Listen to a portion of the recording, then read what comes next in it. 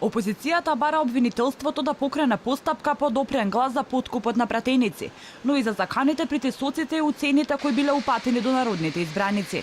Централниот комитет го повикува јавното обвинителство по допрен глас да ги истражи наводите за притисоци, закани, уцени и подкуп на пратеници. Пред само неколку дена, односно непосредно пред гласањето во собранието за уставните измени, дел од политичките елити обвинија дека биле нудени огромни суми на пари за народски кажано купување на пратеници.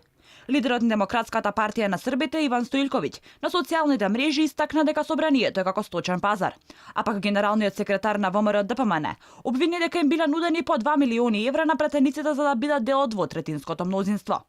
На еден пратеник му се понудени 1 милион евра за да гласа за договорот. Истите се одбиени. На друг пратеник му се понудени 2 милиони евра. На трет 250.000 евра. Алфа се обиде да добие одговор од обвинителството за дали и кога ќе покренат постапка за ваквите обвинувања, но од таму добивме краток и неконкретен одговор.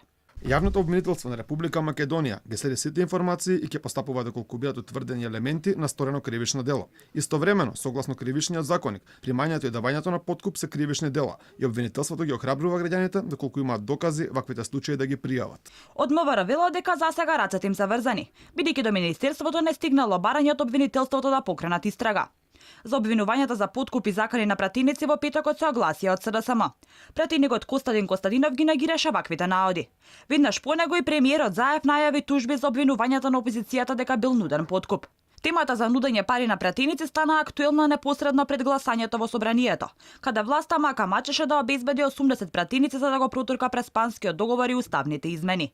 Собраниската седница во петокот беше закажана за во 12 часот, па одложена за во 15. Конечното гласање се одржа нешто по 22 часот.